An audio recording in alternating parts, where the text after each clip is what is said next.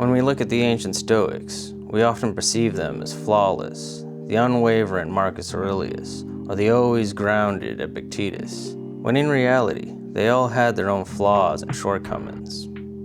Well, except for maybe Epictetus. There are two Stoics who demonstrate through their flaws a daily struggle we all can face. It also puts on display how different each of the ancient Stoics were in regard to how they navigated the world, either due to their circumstances, upbringing, or philosophical differences. Cato and Seneca were both Stoics, yet their life choices put on display how difficult it is to be wise, courageous, just, and tempered, all at the same time. Within the lives of these two Stoics, we see the push and pull of sticking to one's principles against approaching circumstances with a degree of pragmatism. After exploring each of their lives, we will see the difficulty of navigating between principles and pragmatism. There was a sentiment in his time that there is only ever one Cato every century. This was a man of unyielding resolve. Throughout Cato's life, he proved time and time again that his ideals would not be bought, bent, or broken in any fashion. Most senators and politicians of the 1st century BC Rome had fallen to corruption as the republic struggled to remain a democratic governing body. At this time, a powerful politician by the name of Julius Caesar fought for supremacy over the Senate. One man stands at the forefront to oppose him. His name is Cato. With Julius Caesar standing as the man who wants total reign over Rome, it is Cato who stands as the last bastion to defend the Republic of Rome from tyranny. Morally incorruptible, zealously lawful, a man bound by nothing but his principles. This is the man of Cato. The only thing which can block a course set on a path of corruption is an unmovable principled wall. Cato was this wall. One day, Pompey the Great, a reputable general and very influential senator, came to Cato and proposed marrying one of Cato's nieces. At the time, marrying into a family meant securing an alliance between aristocrats, and Pompey saw Cato as the best man to seek an alliance with. Cato, on the other hand, saw Pompey as nothing more than an opportunist trying to gain influence over him for selfish reasons. Cato would have none of this, and so he rejected the marriage on the basis that any of Pompey's bribery and backdoor deals would make Cato complicit if he was linked to him by a family marriage. As always, Cato's principles stood above all else, but Pompey's failure to secure a marriage with Cato's family meant he would look elsewhere for a powerful alliance. And sure enough, the only other alliance Pompey saw as equally powerful was an alliance with Caesar. And so, Cato's principles led Pompey to marry Julius's daughter, making an alliance between the two opportunistic men. Much later, Julius Caesar would go to wage an outright civil war with the Republic. Cato opposed him. Pompey would also oppose him, as he wanted to rule over the Senate for himself. But their earlier alliance meant Julius Caesar had accumulated a vast number of troops to wage a successful campaign. Pompey and Cato would join forces as a last hope for the Republic, but it would be in vain. Cato would fight valiantly in the face of an uprising dictator. So too would Pompey. But without the extra military support which Julius had gained from his earlier alliance with Pompey, the defense of the Republic would end in failure. Cato would die in the defense of the Republic, as Julius Caesar would reign the victor and declare himself dictator of Rome. And so the tricky game of what if begins. There's no doubt that Cato's principles were a merit to Rome. He alone routed out countless corruption in the Senate, demonstrated to others how to be a good person, and when tyranny came knocking, he was the one who knocked back. However, what if he could have mustered an ounce of pragmatism, just once, for the foreseeable greater good, by allowing Pompey to marry into his family? Yes, Pompey could be described as an opportunistic dog, but do you want the dog at the side of your enemy, or do you want it by your side? If Pompey's forces were at Cato's side from the beginning, then Julius Caesar would have struggled to gain the military support he needed to overthrow the Republic in the first place.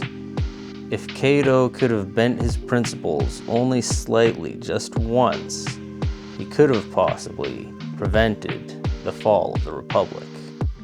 Cato's tale is the tale of the principled man who is more honorable than the next 100 men, but his own principles would indirectly lead to his death and the fall of a principled regime solely because he could not act with the smallest amount of pragmatism. But is the other side of the coin any better? What about a man with exorbitant pragmatism, who has principles and speaks of them in high regard, but nonetheless waves principles to the side in the name of what needs to be done? Look no further than Seneca. When we think of the Emperor Nero, we often think of him playing the fiddle while Rome burns, or perhaps the maniacal son who has his mother killed, or maybe the perverted son who slept with his mom, or the tyrant who has everyone killed just because he doesn't like them. Some historical preconceptions of him are false and over the top, but it's fair to say his reign is colored by him being one of the more foul and oppressive Roman emperors. It may surprise you, however, that the first 5 years of Nero's reign are in fact often regarded by many as a moment of prosperity and great social development. How could this be? That the Nero we know as the tyrant could also be responsible for sensible reform. In a word, Seneca. Seneca was Nero's advisor, and when the emperor took the throne at 16 years old, Seneca attended to the empire's bureaucracy, while the very young emperor spent most of his time playing music, partying, and living an imperial life of leisure. It is Seneca who governs the empire, while walking a fine line of appeasing the emperor and maneuvering the Senate so he can find the narrow avenue for reform to the empire. Seneca, a Stoic, just as Cato was, finds a way to use his circumstances to curtail corrupt officials, cooperate with a childish emperor, and govern a problematic system to do a great deal of good by working with what he's got. Cato would have never easily navigated the imperial halls the way Seneca was able to do so. Seneca's pragmatism allows him to project his principles to a further length, but does he do so without forfeiting his own principles in the process? Seneca would eventually learn that a young tyrant who can be tamed as a pup will eventually grow up into a cruel beast who cannot be stopped. Nero would become more power-hungry and more suspicious to those around him. He would, in fact, have his own mother killed, and Seneca would, pragmatically, see no other choice but to go along with Nero's ploy, not to mention witnessing countless other officials executed for the sole purpose of Nero's paranoia and jealousy. After 5 great years of progress, the other side of the Nero coin flipped and would proceed with sentencing a multitude of people to death, including Seneca. Seneca's reform would live on, but his failure to hold his principles firm and speak against the emperor, or find a way to stop him, meant the last half of Nero's reign would be known as one of the most vile eras in all of ancient Rome. So the overly pragmatic man comes to the same end as the principled man. Cato and Seneca both lived through dangerous times, so it could be said they would have faced death no matter what the choices they made. In Cato's time, Pompey could be described as a more pragmatic man, and he still got himself killed. In Seneca's time, there was a whole Stoic opposition in the Senate who actively worked against Nero every step of the way out of principles similar to Cato, and they too ended up executed, just like Seneca. So one could say Seneca and Cato would have had the same fate no matter what their choices. But I cannot accept that as a reasonable answer. These two men were uniquely positioned. Cato was revered by all for his honorable persona. That's why Pompey wanted to form an alliance with him in the first place. Seneca's intellect and admiration from others is what brought him to the imperial court to be Nero's advisor. The essence of who these men were brought them to the pinnacle points in history, and although their previous actions is what led them to these pinnacle points, I can't help but wonder if history could have played out a little differently for the better if they adjusted their course of action just a little bit in one crucial moment. What we can take away from this for ourselves is the universal need to sometimes change our way of thinking. We'll often get into a routine that works well, and works well for a long time, but if we're not careful, this routine can have us fall into a rut where we no longer try to innovate or improve. Our methodic way of thinking, which helped us through a great deal, can sometimes be our unraveling if we don't adapt or change at a crucial point. What unites the tragedy of Cato and Seneca is the inability to change when change is most necessary. In the modern corporate world, think of the story of Cato or Seneca like that of the story of Polaroid photography or blockbuster video.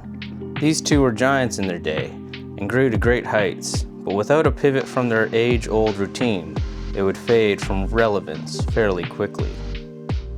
Principles. Pragmatism. One helps ground us and gives us resolve on how to push on despite hardship, while the other allows us to think laterally and see the full picture unbound by our bias. Both seem to have importance in facing the world, but is it possible to hold both simultaneously so the lack of one doesn't cause us to fall short?